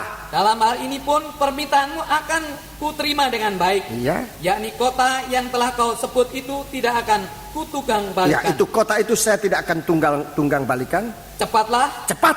larilah ke sana. Iya. Sebab aku tidak akan berbuat apa-apa sebelum engkau sampai ke sana. Iya, terus? Itulah sebabnya nama kota itu disebut Zoar. Zoar. Matahari telah terbit menyinari bumi ketika Lut tiba di Zoar. Iya. Jadi ini suatu perjalanan nubuat. Lut keluar dari kedurjanaan, dari kehidupan dosa yang meningkat sama seperti sekarang. Dosa di zaman Lut ini sekarang terurang. Zaman Sodom itu disebut sodomi dan sebagainya. Itu terulang sekarang. Berarti hari keselamatan, hari penyelamatan sudah dekat. Tapi gereja Tuhan dalam sikap lamban, berlambat-lambatan seperti Lut. Waktu mereka keluar, lalu ditunjukkan tujuan di sana, gunung. Kamu harus lari ke gunung. Kalau mau selamat, kamu harus lari ke gunung. Saudara, perhatikan artinya sekarang. Kalau dulu itu merupakan suatu nubuat, sekarang kenyataan. Kemana kita setelah keluar dari dunia ini? Kemana? Ini yang membuat ini banyak anak-anak Tuhan, banyak orang Kristen tidak tahu. Mereka sudah keluar dari dunia, tapi mau kemana? Gak tahu. Sehingga banyak anak Tuhan kembali lagi menjadi lemas dan tidak bisa lanjut. Sebab apa? Sebab tidak diarahkan. Undangan yang tertulis mereka tidak terima. Kemana harus pergi? Di sini kepada Lut jelas. Kamu harus ke sana. Kalau mau selamat, ke gunung itu. Wahyu pasal 19. Wahyu pasal 19. Maafkan, pasal yang ke-21. Wahyu pasal yang ke-21.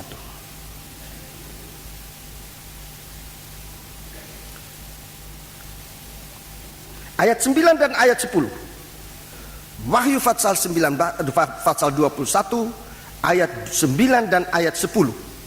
Maka datanglah seorang dari ketujuh malaikat yang memegang ketujuh cawan, yang penuh dengan ketujuh malapetaka terakhir itu. Malapetaka terakhir.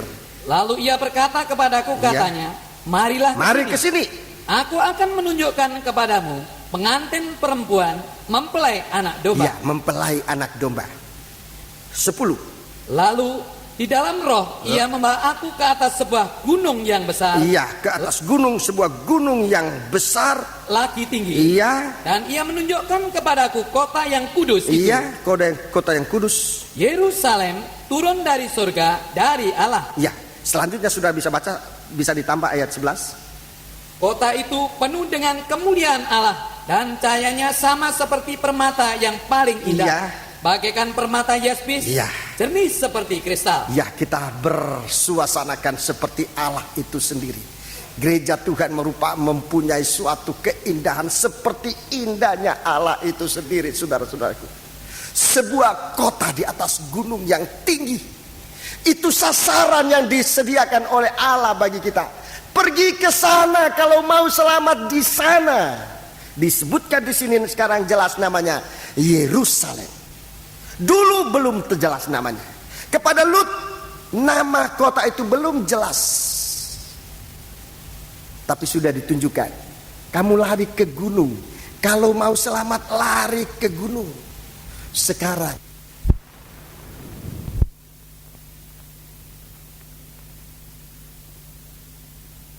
Saya tidak mau fanatik. Tapi kalau ini kebenaran, saya harus berbicara. Arah gereja Tuhan, saudara-saudaraku, kalau mau seperti Lut diselamatkan, lari ke gunung itu. Itu tujuan gunung di mana? Yerusalem baru. Ini disebutkan ayatnya. Coba tolong.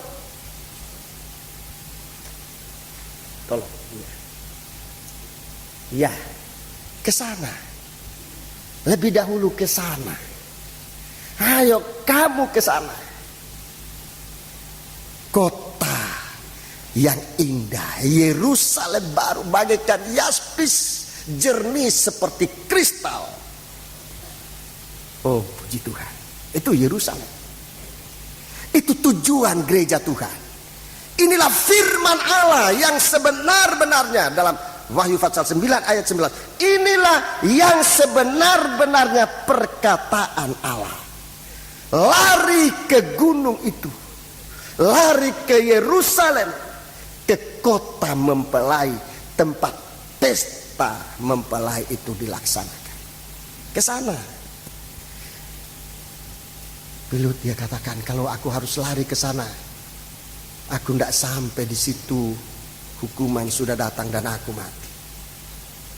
Memang untuk hari ini, kalau kita dituntut oleh Tuhan untuk menjadi sempurna, seperti Yaspis, seperti Yerusalem baru mempelai wanita. Kita belum bisa sampai di situ. Kalau Tuhan datang malam ini dan Tuhan tuntut ini, sudah kita belum ada yang sampai di situ. Masih terlalu lamban. Tapi satu permohonan disampaikan oleh Lut. Di situ ada sebuah kota. Kota yang kecil. Belum Yerusalem baru. Yerusalem baru kota yang besar.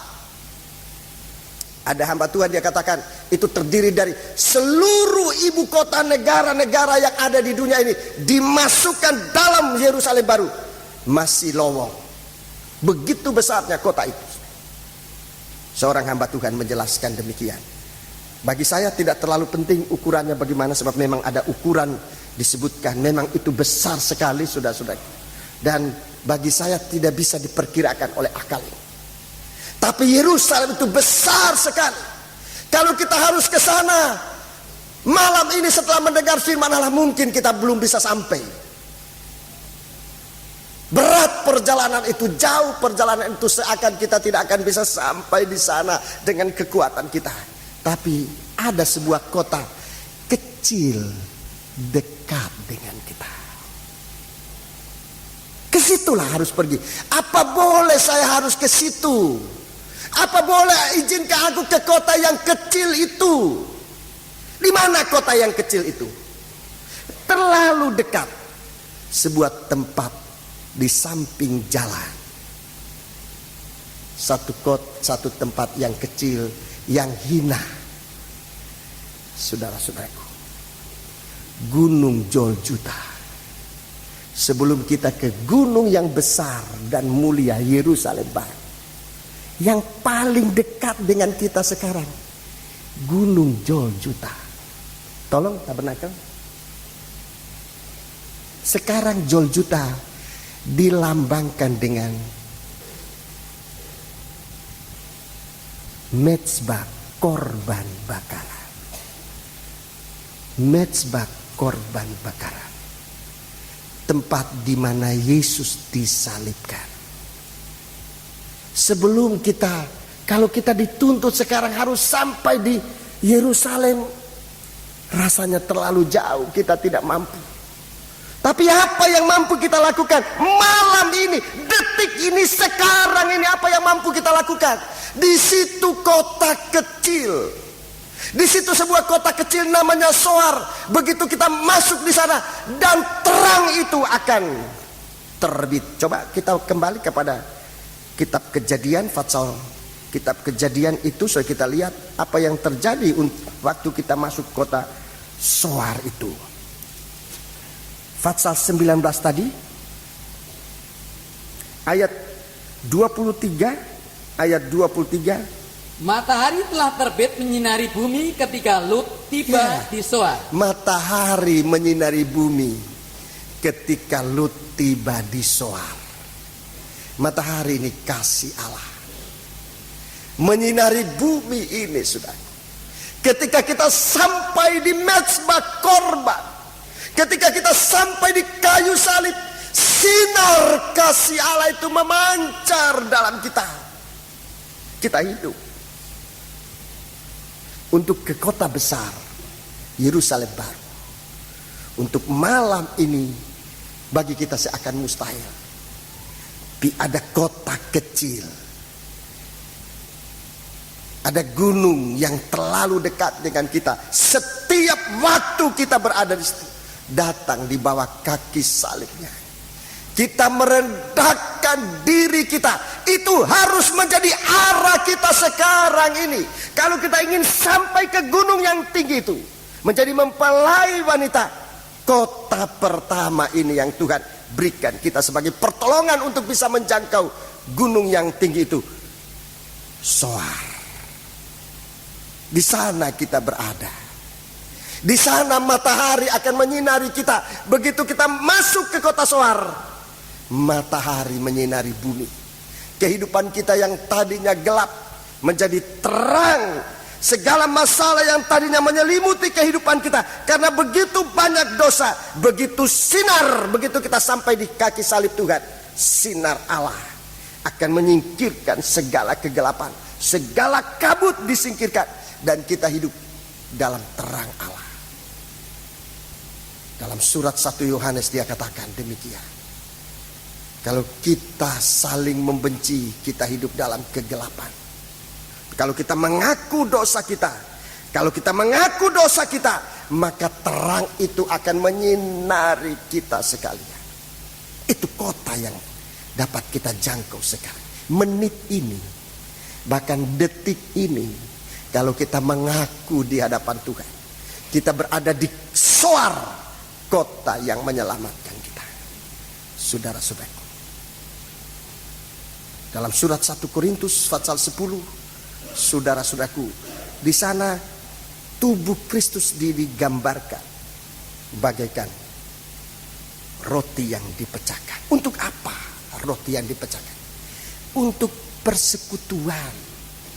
Persekutuan kita satu dengan yang lain, tetapi juga persekutuan di dalam tubuh Kristus. Haleluya. Persekutuan di dalam tubuh Kristus lewat perjamuan suci ini. Itu sasaran.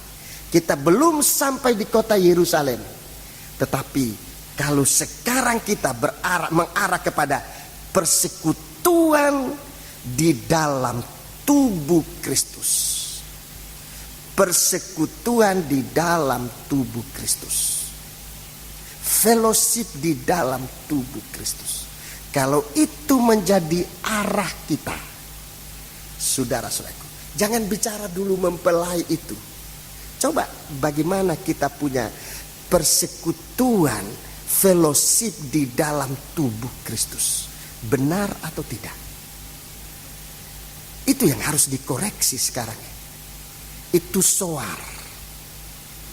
Dalam Efesus pasal 4 tadi, persekutuan itu diarahkan kepada pembangunan tubuh Kristus. Pembangunan tubuh Kristus untuk melengkapi pekerjaan orang-orang suci di dalam membangun tubuh Kristus. Saudara-saudaraku, ini yang perlu bagi kita sekarang. Kita bicara banyak tentang mempelai, tetapi kita tidak setia dalam fellowship dalam tubuh Kristus. Apa mungkin kita bisa sampai di gunung yang tinggi itu? Apa mungkin? Memang itu tujuan terakhir. Tapi apa memungkinkan sementara waktu ini begitu singkat? Dan Tuhan berikan kita sekarang ini arah pelayanan kita sekarang. Arah yang bisa dapat kita capai sekarang apa? Kalau kita bicara tentang mempelai itu, bukannya saya katakan jangan bicara, harus bicara. Tetapi wujudnya sulit untuk kita butuhkan, untuk kita buktikan sekarang ini. Kita katakan mempelai. Tapi buktinya di mana? Mempelai itu buktinya. Tuhan tunjukkan ini bukti dari mempelai. Fellowship. Tekun dalam fellowship. Seperti kita tekun dalam pengajaran. Seperti kita tekun di dalam doa dan penyembahan. Seperti kita tekun dalam memecahkan roti dalam perjamuan suci. Begitu juga kita tekun dalam fellowship. Sama. Harus sama. Kalau mungkin kita tekun dalam doa, mungkin sudah tekun. Tapi bagaimana tekun dalam pengajaran? Mungkin pula itu sudah kita tekuni. Bagaimana dengan perjamuan suci? Mungkin kita sudah tekuni. Tetapi sekarang fellowship, persekutuan, apa kita tekuni? Ini yang banyak tanda tanya. Sementara persekutuan di dalam tubuh Kristus ini, persekutuan di dalam tubuh Kristus itu merupakan soar, suatu persekutuan anak-anak Tuhan. Kitab dalam surat 1 Yohanes, surat 1 Yohanes, coba.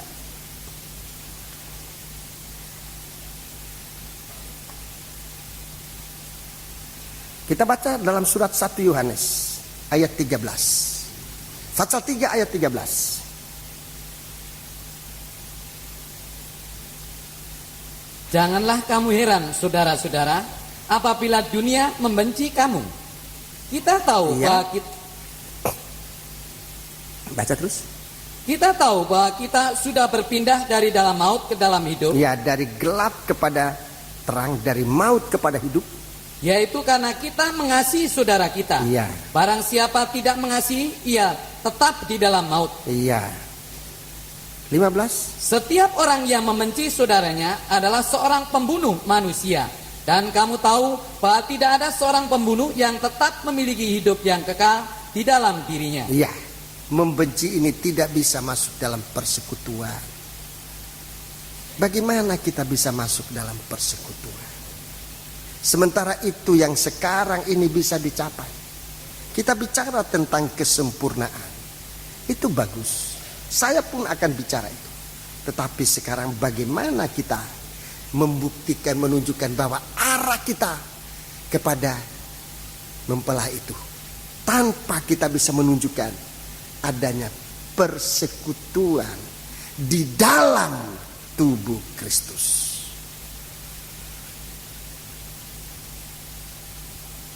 Kita tundukkan kepala. Tetap duduk, tundukkan kepala. Saya mohon semua kita tenang. Ini perkara yang sangat serius. Tundukkan kepala. Jangan dulu repot dengan Alkitab itu. Jangan-jangan kita masih baca lagi. Yang sekarang tundukkan kepala. Setiap pribadi.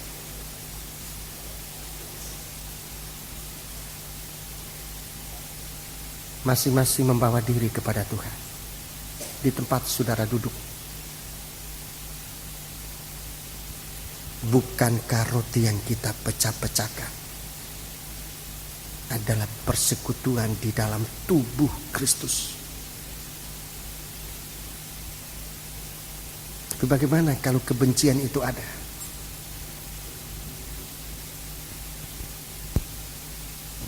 Kita bicara tentang mempelai.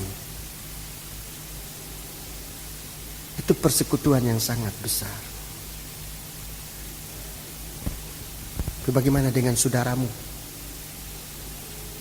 Persekutuan dengan saudaramu. Dengan orang tuamu, dengan anak. Bahkan bukannya mustahil dengan suami, dengan istri. Soar. Kalau kita tidak sampai di soar, jangan bicara untuk bisa sampai di gunung yang tinggi itu.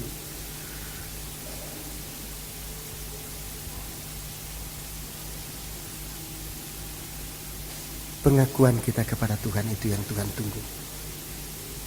Haleluya.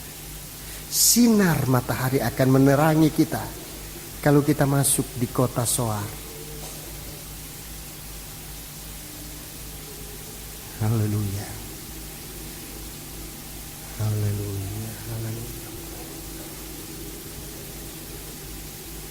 Saya akan doakan saudara-saudara.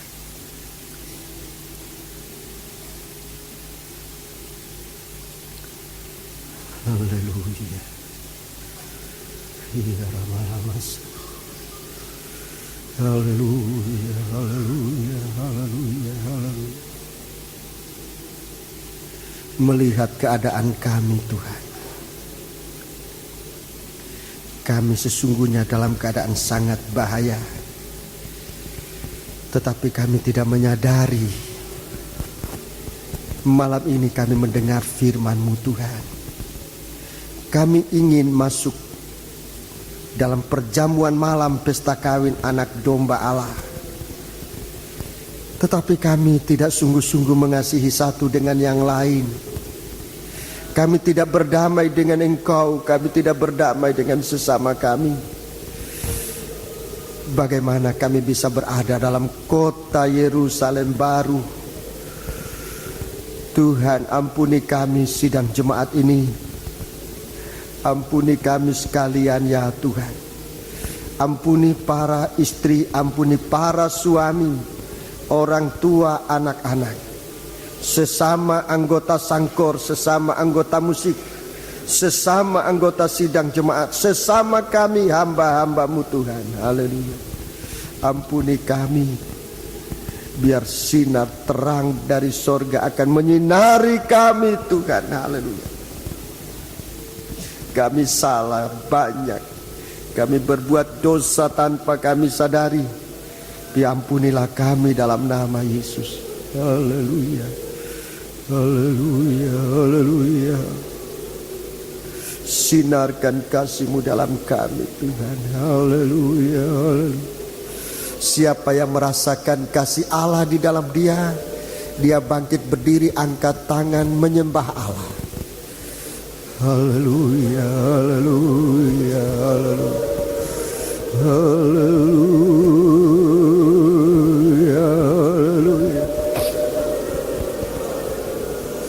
Haleluya.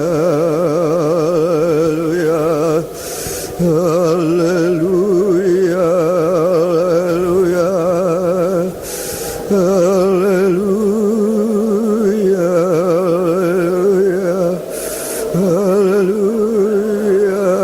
Haleluya. Ampuni kami Tuhan. Cabut segala kebencian yang ada di dalam hati kami. Cabut segala dendam kesumat yang ada di dalam hati kami. Gantikan dengan damai sejahtera oleh karena korban-Mu. Haleluya. Haleluya. Kami buka hati kami di hadapan hadirat-Mu Tuhan. Pancarkan sinar matahari, sinar kasih-Mu di dalam kami Tuhan. Haleluya. Yang memindahkan kami dari Sodom dan Gomora, dari maut kepada hidup yang sesungguhnya ya Tuhan. Haleluya. Haleluya. Haleluya. Haleluya. Haleluya. Haleluya. Haleluya. Haleluya. Ya Rabbal Masakarawasai, Ya Rabbatori Alawasai. Haleluya. Haleluya. Haleluya. Haleluya. Kami menyembah Engkau Tuhan. Oh, haleluya. Haleluya. Haleluya. Haleluya. Haleluya. Haleluya. Kerjakan di dalam kami oleh kuasa darah-Mu untuk menghancurkan segala kekerasan hati kami, segala kebencian, segala dendam, segala kekecewaan di dalam nikah, di dalam pelayanan, di dalam rumah tangga, di dalam ibadah kami.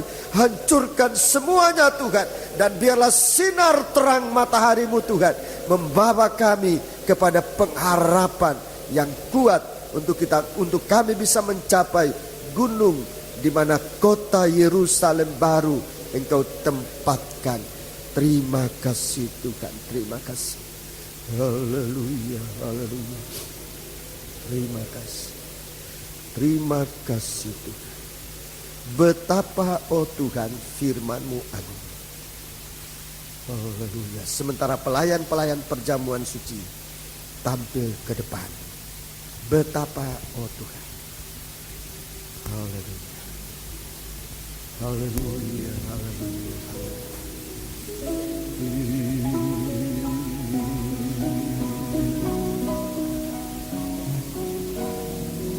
Biar sinarnya dari firman Allah menyinari hati kita. Oh Tuhan, firman-Mu memancarkan kehidupan manusia berdosa. Ku sadar, ku tobat akan hidupku yang telah jauh dari sisi. Angkat tangan dua ke atas. ucapkan syukur. Tuhan, ucapkan syukur karena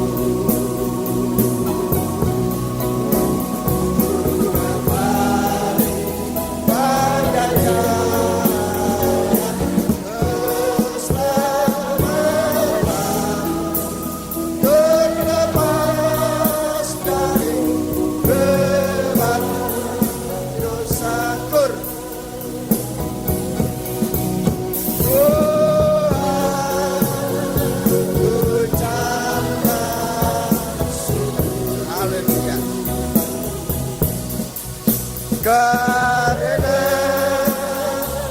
firman-Mu agung, ku kembali pada jalan keselamatan, lepas dari beban dosa. Turunkan tangan. Terima kasih Bapa, dan sekarang kami kembali kepadamu, kepada tubuh yang sudah dipecah-pecahkan. Biar kami mengambil bagian dari dalamnya. Kami memperoleh kasih-Mu, kami memperoleh hidup yang sesungguhnya, berpindah dari maut kepada hidup, untuk tetap bersama di Kau sekarang Tuhan. Berkati perhimpunan kami, dan kalau kami mengambil tubuh dan darah-Mu, layakkanlah kami menerima berkat dari perjamuan suci ini yang kami akan terima di dalam nama Tuhan Yesus Kristus. Haleluya. Amin. Dalam imanmu, dalam hatimu, lihat Dia di atas kayu salib, kota Soar, korban Kristus yang mempersekutukan kita satu dengan yang lain, dan mempersekutukan kita di dalam Dia. Ini sasaran, ini arah pelayanan kita. Kalau pelayanan kita tidak kepada persekutuan, kita salah arah dalam pelayanan. Angkat tubuhnya Kristus. Haleluya. Haleluya. Dengarkan firman. Sebab apa yang telah kuteruskan kepadamu telah aku terima dari Tuhan, yaitu bahwa Tuhan Yesus pada malam waktu Ia diserahkan mengambil roti, dan sesudah itu Ia mengucap syukur atasnya, Ia memecah-mecahkannya dan berkata, dengarkan baik-baik, inilah tubuhku yang diserahkan bagi kamu, perbuatlah ini menjadi peringatan akan aku. Haleluya. Kita makan bersama-sama dengan percaya dalam nama Yesus.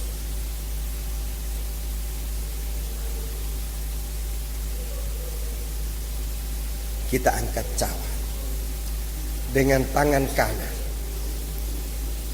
Haleluya. Haleluya. Demikian juga Ia mengambil cawan sesudah makan lalu berkata, cawan ini adalah perjanjian baru yang dimeteraikan oleh darahku. Perbuatlah ini setiap kali kamu meminumnya menjadi peringatan akan aku. Kita minum bersama-sama dengan percaya dalam nama Yesus. Angkatlah tangan dua ke atas. Sebab setiap kali kamu makan roti ini dan minum dari cawan ini, kamu memberitakan kematian Tuhan sampai Ia datang. Haleluya, haleluya, haleluya. Angkat tangan dua ke atas, menyembah Allah. Saudara Yusuf Adisarta, haleluya, haleluya, haleluya, haleluya, haleluya, haleluya.